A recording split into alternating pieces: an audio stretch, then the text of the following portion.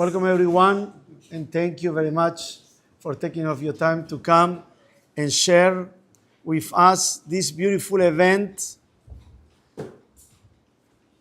After over 2.5 years, when we started the project to learn the Mishnah Berurah halacha by halacha from the beginning. We have the chance to learn it before, but that to learn with the group and to go through, it's a different accomplishment. And Baruch Hashem, we're standing up today, yes, to lebarech al mugmar. It's an incredible zechut, because to do something all the time, day by day by day, that's the challenge. The challenge is to do bitmidut all the time. And Baruch Hashem, we already started the Mishnah Berurah again, the second cycle, and we had bought the books, we have it over here, with Amudei Hora'ah, incredible work that they did to put all the Poskei Sefaradim right behind the halakha. So when you're learning, you don't have to go and check what the Yalkut Yosef says, what the Ben Ish Hai says. Yeah, right there, no excuses. Before you have to open 5-6 books, now you have it right in your hands. So take yourself, even if you learn with us or by yourself, it's easy to learn it. I'm sure there is online as well, programs that you can learn it. But at least you can come out with something every day to learn few halachot. That is the Amud HaShidra, is the Amud HaShidra of Am Yisrael, to know the halakha. I want to tell you something that I said this Shabbat in the Bet HaKnesset, and I think that this is the light that guide Am Yisrael always. When Abraham Avinu was going to the Akedah, so he says the pasuk, Bayom HaShelishi Vayisa Abraham et Einav Vayar et HaMakom Merachok. He saw the place. So he's asking his son Yitzhak, tell me, do you see something? He says, yes, I see. So he's asking now the Ne'arim, the two helpers that he has, his son Ishmael and Eliezer. He says the pasuk, Vayomer Abraham le'arav, she'evu lachem po im ha'hamor, v'ani ve'ana'an lecha atkov, v'nishtachaveh v'nashu elechem. He says, Hachamim, when they ask him, he says, did you see something? He says, we don't see nothing. He says, she'evu lachem po im ha'hamor. Amed u'mer ha'hamor. Those are the people that they are like hamorim. They don't see. They didn't see the makom of the Kodesh. They didn't see what Abraham Avinu and Yitzhak saw. This week, Perashah, we find something incredible.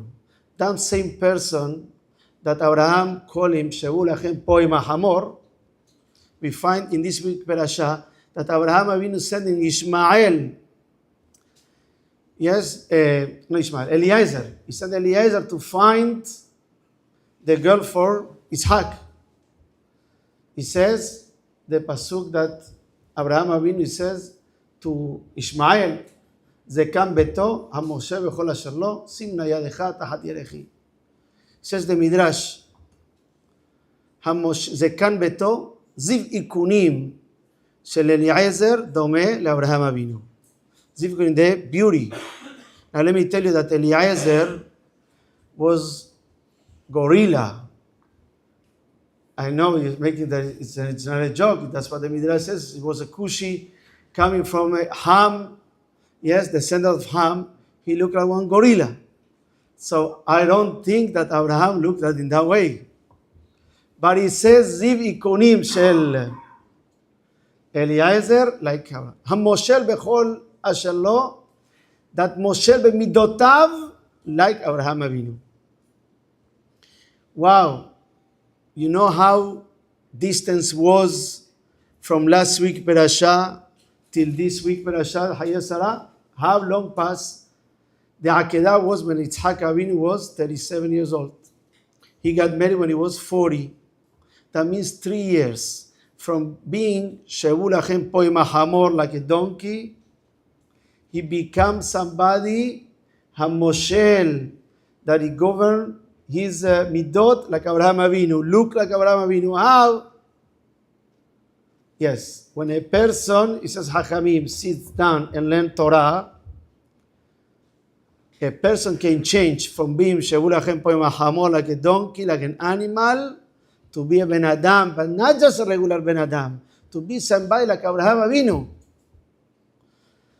That shows what's the power of the Torah. A person learns every day, it makes the change on the person. Now let me tell you another secret. This is a famous Gemara, and the Midrash also bring it. It says, Amar Rabbi Bisna.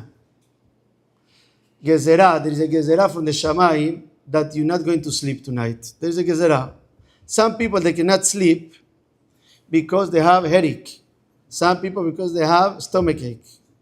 Some people, they have trouble in the business.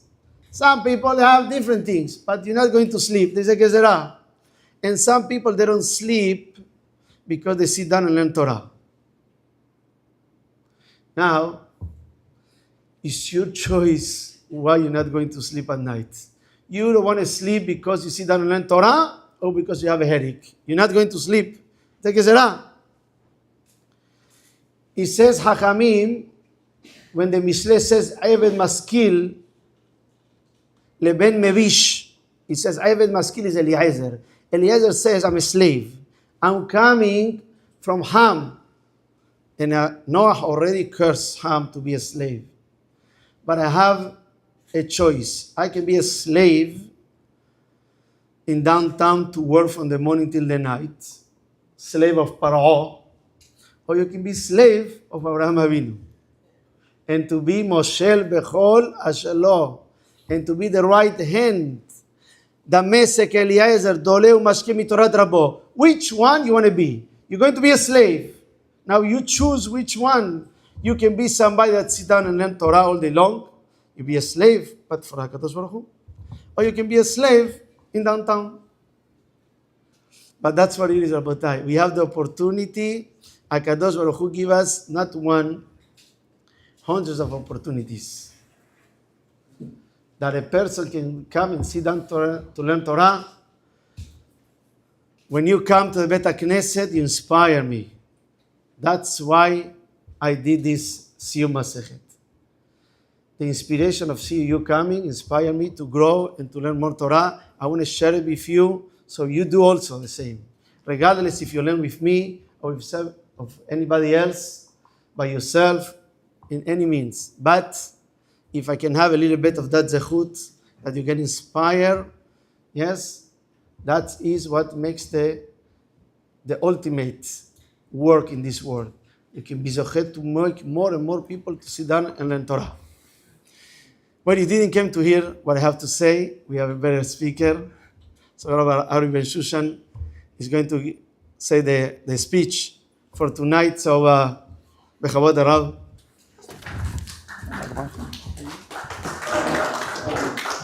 Zak v'yamatz. Beautiful. Zaku Baruch.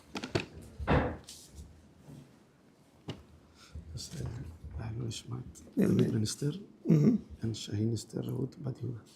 That's also Nishman as well. Yes. All right. Okay. Shalom Kavod Rav.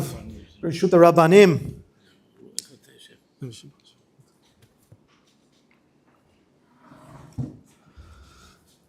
Bereshut Rabbanim. Bereshut. Such a beautiful crowd over here. Very, very beautiful. And I think we're all here. I can say for myself at least, and I believe for the Rabbanim as well, who Baruch Hashem are here to bring that zechut and that kedusha. It's because we, as the Rabbanim, I was talking to the rabbi before, to come to a siyum of Mishnah Berurah is a completely different thing than I think almost any other siyumim. You have a siyum of Gemara, and that's beautiful. Nobody's knocking that.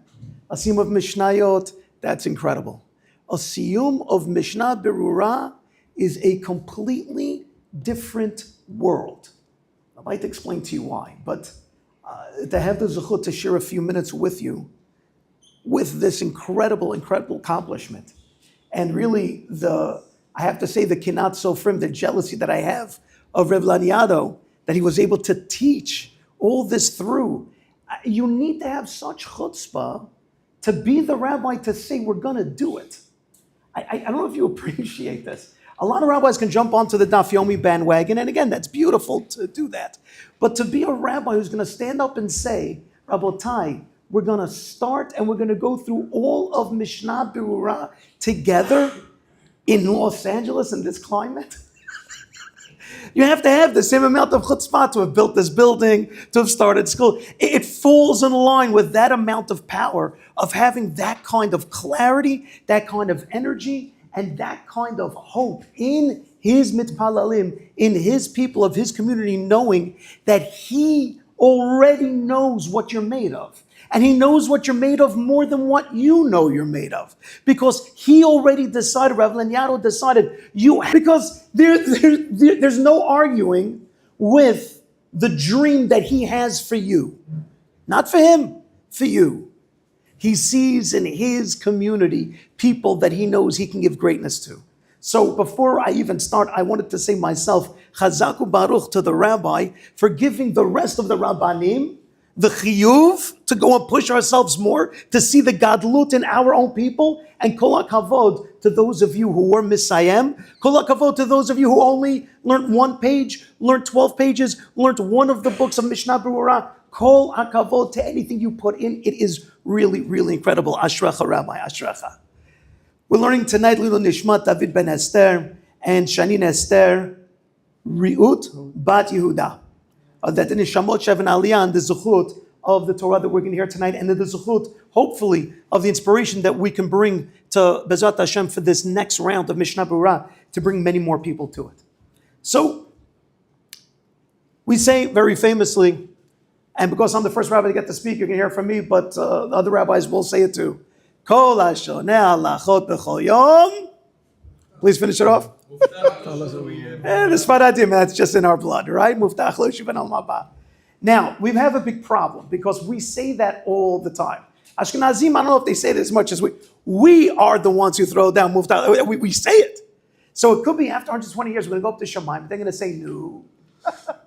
I made you Sephardic, and you knew how to finish the sentence. Kol hashoneh halachot b'chol yom. Anybody who learns halachot every single day, muftach lo. You have haftacha, it's guaranteed that you're going to be a ben olam haba.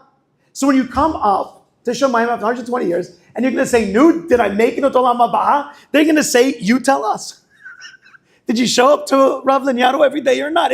So it's almost like a very cut and dry thought process. Muftach lo shu ben olam haba. How do you get this haftacha? So my Rebbe of Berkowitz would tell us, because of the words bechol yom. Meaning, how can a haftacha like that be given? Really? You can give a haftacha, you can give a guarantee that somebody's going to be ben olam haba. It's incredible. Yeah, we could. Because we know, if you're learning halachot, kol yom, every single day, and it's so funny that it falls into this week's parasha, just the beginning, the first words, Achaye Sarah, Meya Shana, Veshim Shana, Vesheva Shanim Shnei Chaye Sarah. Rashi tells us, very, very famous Rashi, Gadlut. There's only one way to get there. There's only one way to become great, to become big. There's only one way. There's no shortcuts. It's called consistency. He used to call it an unhealthy drive to consistency. He would say you have to become so consistent, you're almost out of your mind a little bit. I mean, again, Rabbi Laniado, somebody who is here yomam v'layla. He's consistent to almost a crazy fault. Can you imagine if, let's say, Rav Laniado said, "That's it, I'm moving to Eretz Israel, I'm going," and he put up his job for anybody to come and take it over, right? He put up, so what do you need for the job? Somebody want to take over Shuvah Yisrael, what do you need for this job? And so first of all, no sleep. Like, okay, you're kidding. No. Somehow or other, he's here by the last Arvit, he's here before the first Shacharit, 365, no sleep. Hearing about everybody, etc., etc., etc. It is all consistency. Consistency brings about gadlut in a person. Many of us over here, and it's beautiful, they go to shiurim once a week. That's wonderful. That's not consistent. You go, well, I'm consistent once a week. I go to a shiur. That's not the muftach lo. No. It's kol yom. It's every single day. Muftach lo shu ben olam haba. That's what it is. The consistency has to be a drive of kulan, your entire day, is shavin letova. Your entire day has to be shavin. Now, a lot of people who say, well, the thing is, like, I've tried to learn many different times. It just doesn't go. My brain isn't worked out that way. In high school, I had a rabbi who I didn't like. He yelled at me. You know, if everybody has their wonderful excuses, and some of them are pretty good excuses. Some people didn't grow up with a background of Torah at all. And they say, look, I'm in my 40s, my 50s. I never, had the ins and outs of learning to be able to do this. So there's a very, very famous mashal that Reb Chaim Shmulevitz would say over, that all rabbis today say over. The percolator mashal, all the rabbis here know this one. Do you guys know what a percolator is? A kumkum? Right? The kumkum that you plug into the wall. A hot water urn that you plug into the wall. So there was once a guy who went and he bought a percolator. He bought a kumkum. And he plugs into the wall, fills it with hot water, plugs it into the wall. He gives it 2 minutes. It's not getting hot. He's like, hey, what's going on? So he goes, he unplugs it. And he knocks on his neighbor's door and he says to him, hey, I don't know, maybe the electricity's going, I don't know, it's not, can I just plug this in your wall and see? So he goes and he plugs it in, gives it a minute, 2 minutes, it's not getting hot. It's starting to, but it's not getting there. He unplugs it. He's like, I don't know, maybe over here in LA, it's not so good. Maybe down in the valley, or you know what? I'll drive closer. I'll drive all the way towards Palm Springs. You know, they have those big boom, boom, boom, those weird things, the electric, do they have names? What, the windmills? They just call them electric. There's got to be a better name. Windmills are windmills. What are those things? The electric windmill thingies? So those things have all the power. The guy drives up to one of those, plugs his kumkum right into the boom, boom, right into it. He's like, all right, kumkum, let's go. Get me some hot water. After 2 minutes, it's not going. That's it. He's done. He's upset. He's finished. Unplugs it. He goes back to the store that he bought it from, and he says to the guy, it doesn't work. The guy said, well, did you plug it in? I plugged it in at my house. I plugged it in my friend's house. I went to the windmill. I plugged it in over there. It doesn't work. So the owner says, all right, look, I'll give you back your money, but I got to test it. The owner plugs it in. And after 2 minutes, it wasn't. She says, you see? The guy said, Habibi, if you look on the box, it says needs 5 minutes to make hot water. And after 5 minutes, the thing is bubbling, boiling hot. So many of us, throughout our years, gave a shiur about 2 minutes, figuring it should bubble at that time. You gave it a week. You did daf yomi for a few days, but it didn't talk to you because you didn't let it cook. You know, I teach high school kids, and if there's one thing I can tell you, they just say, let them cook. It's a good thing. It used to probably be a bad thing, but now just let them cook. Let them cook. Let the rabbi cook. Give him a chance. Give yourself a chance. But here's the beauty of doing Mishnah Berurah. When you cook, it's a faster percolator, I think, than any other limud possible. Because with daf yomi, again, beautiful. And if you're doing daf yomi, it's great. And if you're continuing it. But very many times, when you're learning about certain ideas that don't have to do with you, it doesn't really connect. Sometimes Mishnayot, it's beautiful. But if it talks about things that may not connect to you, you start to feel as if you're not cooking. You come to Mishnah Berurah, the way that it's set up is that you will walk out every single day a much bigger person every day than the day before. When you walk in, you're going to get halachot that are going to just encapsulate your mind. Every halacha in Mishnah Berurah has so much to do with you. And the way that it's set up, it's not a Kitzur Shulchan Aruch. Don't think that. The way that it's set up is gadlut. The way that the Chafetz Chaim put all of Chumash, all of Gemara, everything in such a concise fashion into it. It really is just incredible pill. You guys remember when you were kids, you had those little pills, you'd put it into the water, and then all of a sudden, like this big sponge dinosaur would come out of it. Every Mishnah Berurah is a little pill that's a sponge dinosaur. You put it in your brain, all of a sudden, it just grows. And everything about Torah, it's all lying dormant inside there, waiting for you to have your consistency. What if you don't? So many of us say, and I believe, unfortunately, this is a problem sometimes that Sfaradim have. Sfaradim, we have such a kavod for Rabbanim, and it's beautiful. We have such a kavod for Rabbanim, we believe I can never become one. Think about that for a second.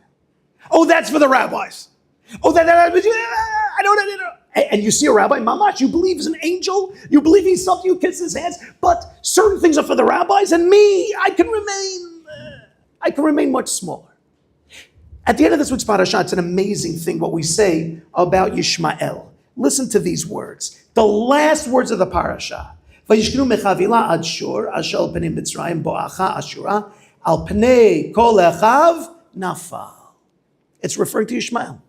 And it says that this is after Avraham passed away. It tells us the Toldot of Yishmael ben Avraham. Says Rashi, what does it mean that the years of Yishmael, how long he lived, and that he, his kids, that they lived all along, mechavila, from Chavila until Shur, al pnei Mitzrayim, al pnei kol echav nafal, on the face of all of his brothers. So Art School translates it, he dwelt, he lived. Listen to Rashi. Last words of Rashi. First, Rashi says, Shachen, he lived, but listen to the last words. Ad shalom met Avraham yishkon. When Avraham was still alive, he dwelt. He lived. Mishemet Avraham nafal. When Avraham passed away, nafal. He fell back down. When Yishmael had his Rebbe next to him, when he had Avraham next to him, he was great. He was able to do teshuvah, they tell us. But once Avraham left, he was done. Rev Berkowitz used to say to us, if you build Talmidim who are dependent upon you always, you failed as a rabbi. You failed. You didn't give them 2 feet to stand on. They always have to come back to you and ask you and ask you and ask you all the time. You didn't pump enough Torah inside them that they can't be a gever. They can't stand on their own. You failed. Nafal. You'll fall. So many times, men who come to shiurim, women who come to shiurim, at the time they're so inspired, and afterwards, nafal. The reason why is because they weren't consistent in building Torah within themselves. I can guarantee you that Mishnah Berurah of all the limudim is probably the quickest way to have that gadlut, to stand on your own 2 feet in halacha more than anything else. So, there's a friend of mine in Eretz Yisrael. In my years, I learned by Rev Berkowitz. He married the granddaughter of one of the Gedolim in Eretz Yisrael. Married the granddaughter of one of these Gedolim. He goes to this Gadol's house on Shabbat in Eretz Yisrael. This Gadol had lived in Yerushalayim. He goes to this Gadol's house on Shabbat. And the Gadol told his granddaughter, this guy's wife, she was coming to light the candles on Friday night next to her grandmother's candles. And he said to her, what are you doing? She said, what do you mean? I'm lighting the candles. He said, no, halacha is you don't, because there's already light. You don't. Now, this guy comes up and he says to his wife, you lighting the candles? She said, my grandfather said I shouldn't light the candles. And this guy said, you're lighting candles. She said, my grandfather kind of said, you know. He's like, I'm your husband. And she lit the candles. Okay. Next week, Wednesday, in the mail, the grandfather sent a letter. He wrote a letter and sent it to this guy in the mail. She's like, we got mail. Wow. I mean, when I lived in Israel, I had no idea how to even send mail. I had no clue. But they knew how to send. He got it in the mail, a letter. He opens it up. And it's written from the grandfather. And the grandfather basically wrote, you chamor. You bore. You come into my house and tell my granddaughter halachot in my house. You know nothing. Go learn Mishnah Berurah, then come back and argue with me. That was his lashon. This guy took that musar and he joined Rev Berkowitz's kollel because of that musar. Just to take revenge, by the way. He was driven and he learned and he got smicha to come back to this rabbi. Eventually, he ended up getting smicha even from this grandfather. He spent years and years learning just because he realized what he didn't know. But here's the most beautiful part of that story. About 2 years later, he came home for Pesach or whatever it was. He came home with his family. His father is also Talmid Chacham. And this friend of mine, I've known him for years. This guy was thrown out of a bunch of schools, could never really learn, could never really sit. He came home about Pesach time, and it was Shabbat. And the father was about to pour the tea kettle on Shabbat. And this guy said to the father, it could be that's a problem with Berurah, with the inside. And the father said, what are you talking about? And then he started to rattle off the Gemara, the Rishonim, the Achronim, the Halacha of Shulchan Aruch, the Mishnah, the whole thing by heart. Because he just got his smicha in Hilchot Shabbat. He told me his father started crying. And his father said, how did you become a Talmid Chacham? Like, what happened to you? And the answer is consistency. The answer is he went and decided he's going to put himself into a place to become great. You have this chance. Can you imagine what this is going to do for your marriage? Your wife can be married to a Talmid Chacham. Do you know what this is for your kids? When they look up and they say that my father knows. Because if I were to go through this room right now and start to ask you how many of you do homework with your kids and how many of you know what your kids are talking about in their homework, from Gemara, from Halacha, it's not easy. It is not easy. I can tell you it's not easy. You need to have one up on your kids. You need to at least be the guy that they look to and they know that my father's an encyclopedia in Halacha. We're not just talking about Olam Haba'ah. Forget Olam Haba'ah. What about Olam Hazeh? Muftach lo, you have a guarantee that you'll become a gever in this world. Your kids will look up to you. Your kids will say, my Abba knows Torah, he knows Halacha better than anybody. And how you're going to get it? It's just being consistent every single day.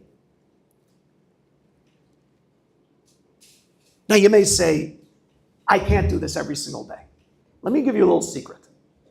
Any Kabbalah that you take, that any person has ever taken. You ever heard they say, that guy decided he's diving by the Kotel nets and for 40 years he never missed it? Baloney. I guarantee you that guy missed nets at least 50 times. Guarantee it. What, his wife never gave birth? What, he never had a wedding the night before? He never flew to America for a Chatuna? What, he never missed it. Baloney. Somebody tells you he's done the Daf Yomi for 2 cycles and never missed it. Baloney. Rabbi, was there ever a time that you had to miss Mishnah Berurah?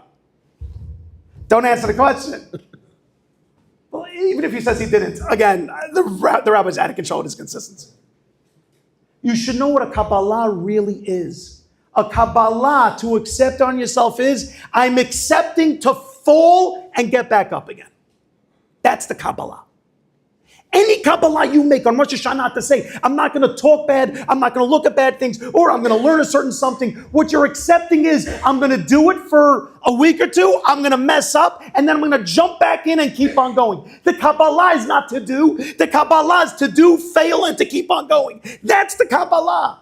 So don't think that, all right, I'm going to start the Mishnah Berurah, but I already know myself. After a week, I'm going to have a business trip. After a few more days, the kids, they're going to have winter vacation, and we go away from winter vacation. How in the world can I do Mishnah Berurah with the rabbi? I'm going to be up in Mammoth, so there's no chance. Fine, miss it. Go to Mammoth, enjoy, and come back down here. Because you're either going to have all of Mishnah Berurah minus 30 pages, 50 pages. Trust me, you will become an absolute gever in all of halacha missing those 50 pages. Or you can be the guy who starts and doesn't understand that Kabbalah is you're accepting to miss. And after the first time you miss, that's it. You close the book and then you just miss the entirety of it. And it's a shame what you could have been, what you could have had. I want to finish off with a beautiful story. I saw this with my own eyes.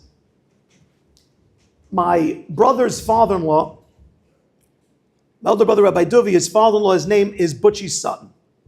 Butchie Sutton is a Jew in Brooklyn, New York, who went to public school growing up. And when he was about 17 or 18 years old, somebody in the Mir Yeshiva in Brooklyn, New York, pulled him into the Mir Yeshiva and started to learn Gemara with him. And he liked it. He liked it so much, he said, I'm going to keep on learning. And he did. He started to do the Daf Yomi and it was too hard for him. So he did Amud Yomi, 1 a day. Back then they had tapes. You had to go to Borough Park to buy this whole stack of tapes with rubber bands around it. And he would get a Mesechet by Mesechet and he would listen and listen. It took him 14 years and he finished the entire Shas. Incredible. But he wasn't done. another 14 years with these same tapes, and he finished it a second time. I was there by his second time that he finished it. At that point, my brother already married his daughter, so I was there by the second time, and that's when the iPod, you remember the first iPod, that, with the wheel on it? The first iPod, and he paid a guy a lot of money to jailbreak the iPod to put all of Shas on the iPod. And everybody, we were all like, you have all of Shas just in there? We were shocked. And now he was finally ready to do Daf Yomi. And after 7.5 years, he finished Daf Yomi. And throughout all those years, he saved up money slowly but surely because he wanted to do that Siyum by the Kotel. He flew in his kids, his grandkids, his son-in-laws, his daughter. He flew them all into this wonderful, wonderful Siyum. I was in Eretz Yisrael living there at the time, so I was able to attend that Siyum as well. We come up to the Kotel, it was at night. And we're about to get ready, Arvit, and it starts pouring rain. Pouring rain. And I remember thinking to myself, Hashem, this poor guy flew the entire family. You couldn't hold off with the rain for 10 minutes, let him do his Siyum, but no, pouring. So we all know by the men's side, when it starts to pour rain, everybody goes into the Ma'ara. You go into the cave on the side. So we go into the cave, and really, HaKadosh Baruch Hu sometimes just says to us, give me a minute just to show you how cool things can get. It was so good that it rained, because everybody packed into the Ma'ara, and after Arvit, it's still pouring rain, he starts to make his Siyum. It wasn't now just his family, it was everybody who came for Arvit then. It was packed. And he was standing there in the middle, making his Siyum. And he's a clean-shaven guy, he sells paper. And he's making his Siyum. And I remember hearing one Israeli say to the other, and then one of the son-in-laws said to him, the guy's like, what? We don't believe zakat, it's like, yeah, it's third time around on Shas. And then when he made the Siyum, the whole place, word got around, the whole cave, everyone started, the whole place erupted with singing and dancing and singing. And this memory will stay with me forever. Seeing Butchie Sutton with his kids, with his grandkids, all of them around him, I thought to myself, what a life well lived. All of them so proud of their grandfather, their great-grandfather, their father. Seeing him, incredible. Now the coolest part about this is that he told us all the different countries he went to finish Shas. The man would travel the world. His wife is an artist, she would paint. They would go to some beautiful scenery in Switzerland. She would take out her easel and start painting. He'd take out his Gemara, put in the headphones, and they were both in heaven. The man would travel, but he would always do it. Consistency brings gadlut. Consistency makes you great.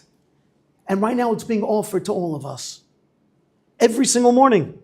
Sunday, Monday, Tuesday, Wednesday, Thursday, Friday? Yes. Shabbat as well. Shabbat as well. I don't know if the rest of us will be able to see, after 120 years, will be able to have any kind of sight of those who take on this incredible responsibility of Kol HaShoneh Lachot B'chol Yom Muvtach Lo Shu Ben Olam Haba'ah. It's now or never. You're not going to do this again. It's not going to happen. The shul should be packed every single morning. You're going to miss days. Chazaku Baruch, you miss a day or two or three or a month, whatever comes up, but you're somebody who learns, you identify yourself as I'm a person who learns Mishnah Berurah. I'm a person who learns Mishnah Berurah. Just put a little mark on the page that you missed and come back the next day. Come back and keep on going and keep on going and keep on going. You're not going to recognize the Gadol that you become, because there is nothing in this world that brings out the greatness of a Jew like halacha. I give us all a beracha, Bezrat Hashem. In 2 years' time, how long does it take? 3, 4? No, 2.5 years. Bezrat Hashem. So where are we now? We're in November 2025. So we'll see you December 2027, sometime around there, packed with your families, with your kids, with everybody pointing and saying, my father did something monumental. he became a gadol in halacha. Amen v'amen.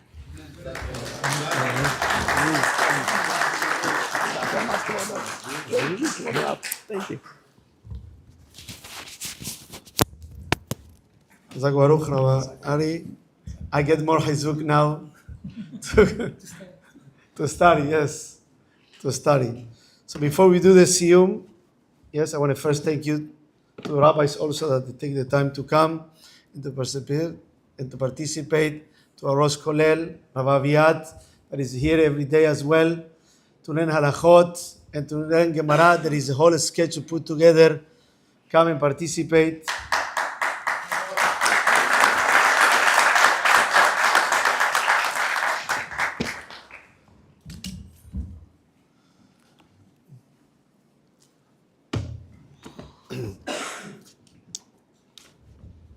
We're going to finish the first halacha of the Shulchan Aruch. Shulchan Aruch is talking the last halacha. En omrim tehina beyod dalet vetevav shebadar rishon vedin ta'anit ve'esped bahem ubo saif echad. That's very common to us. We like to say Yishem atshuva alat, so we put it in practice. He says the last halacha. Im Yod Dalet Vetet Vav Shebadar Rishon. Yes, we know that we have two Adars. So, even though the main Adar is the second one, in the first there is some of Simcha as well. So he says, En noflim al penhem, we don't do nefiliat apayim. Ve'em omrim mizmor ya'ancha Hashem yom tzara. We don't want to mention any tzarot in the day of happiness. Ve'asurim be'esped ve'ta'anit. As well, we don't do esped and ta'anit. Aval shar devarim en noagim bahem, shar devarim we don't say as well. Ve'yesh omrim daf ve'esped ve'ta'anit mutarim. Some opinion says that esped and ta'anit is allowed, is not really a Yom Tov. It's just to commemorate that there is something in that day. He says that the Rama ve'aminha kesevara rishona. We follow the first opinion. Yesh omrim shechayav le'arbot ve'mishte ve'simcha v'yov dalet shebe'adar rishon. Some opinion says that we are allowed to, we should add Mishteh v'Simcha, we should do parties, yes, in the 14th of the first Adar Rishon, ve'noagim ken, umikol makom. That's the secret. ירבה קצת בסעודה כדי לצאת ידי המחמירים. You do a little bit to do ידי חובה like ידי המחמירים. וטוב להם משתה תמיד. The Rama is finished with something very nice in the Pasuk. In the Mishle, Vetov Lev Mishte Tamid. Vetov Lev, there is many explanations what that means. Vetov Lev Mishte Tamid means with a good heart, you're always in party. Yes, if a person, it's always the way you look things at life. If you everything that you see in life, Vetov Lev, with a good, so Mishte Tamid, you're going to be in parties all the time.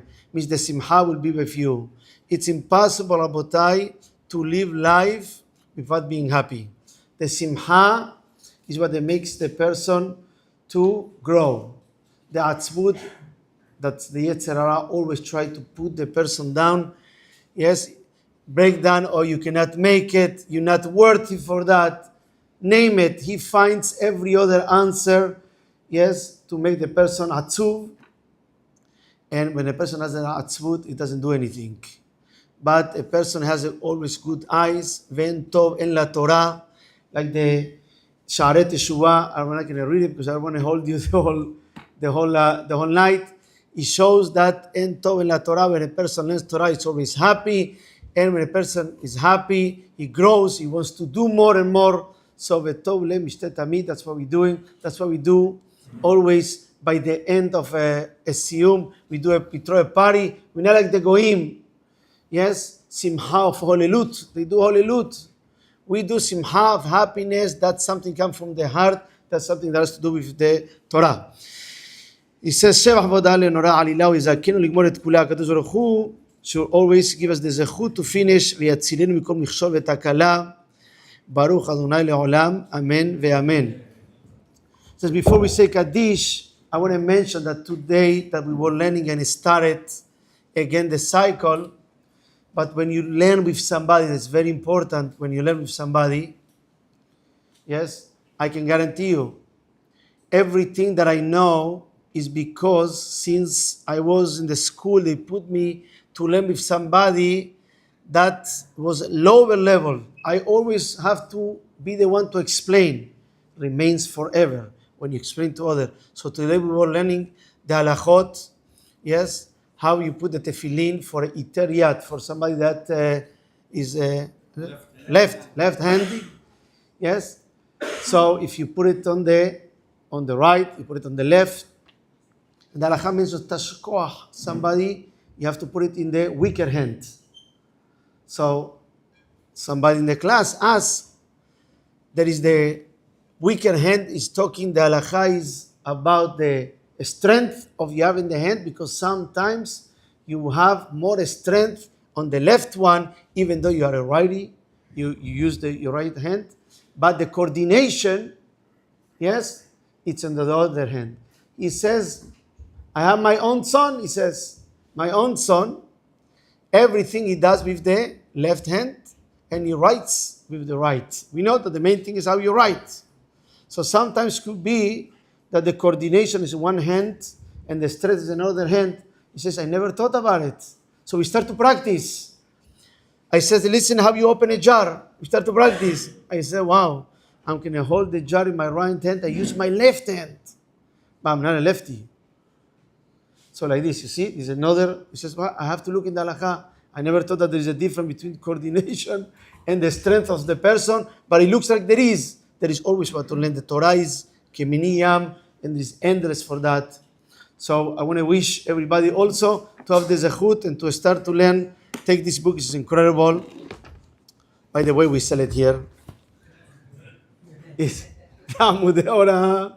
Yes, you can learn every day with the halakha on the top. It's not in English yet, but there is in English as well, like in Mishnah Berurah. So take advantage.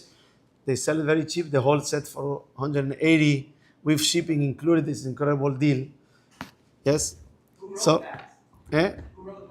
it's from Rabbi Dahan. Actually, used to be here in this town. He said that he used to live over here.